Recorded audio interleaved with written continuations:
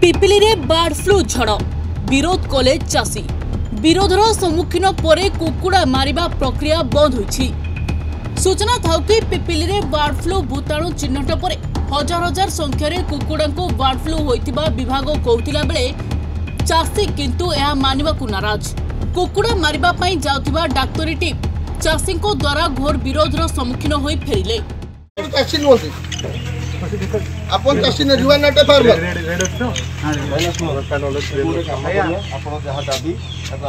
Code लिखि देबे काहा केतेबेले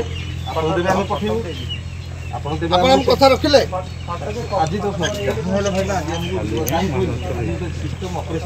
ना ऑपरेशन आरंभ होछि कोन पोस्टपोन हेकि काली हेतले कोन आपनकर अभडा असुधि हेतला नाही चाषी मान डिमांड करूंती प्रतिवाद करूंती आ तांकर किछि क्षतिपूरण। चाषी अभियोग जे नमूना संग्रह करा जायतिबा कुकुड़ा फार्म ने आउ कुकुड़ा नाहंती किंतु नमूना संग्रह करा जाय नथिबा फार्म गुडा करू कुकुड़ा मरा जाउछि। एने अभियोग आने चाषी माने कुकुड़ा पई क्षतिपूरण दाबी करछंती। सेपटे प्राणी चिकित्सा विभाग अतिरिक्त निर्देशक कहछंती पिपिली रे बर्ड फ्लू होइछि। चाषी मानकु कुकुड़ा पई क्षतिपूरणर व्यवस्था करा जिवो।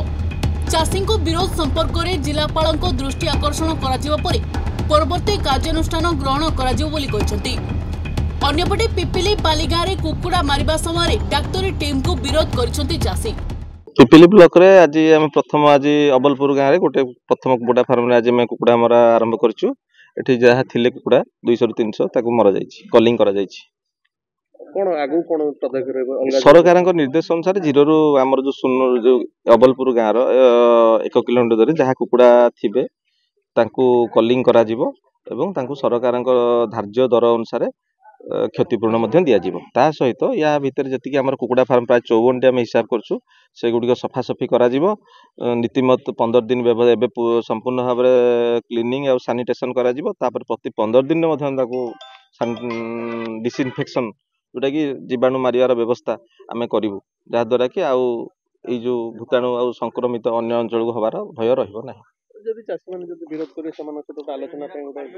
चाषी मान सहित निहाती भाव आलोचना करके कार्य सरकार कार्य को आम करूँ। चाषी मान विपक्ष कि विरोध करके आम कार्य करूँ ना। चाषी मान सहित मिसिकी सहमति आम सरकार ये कार्य को समाधान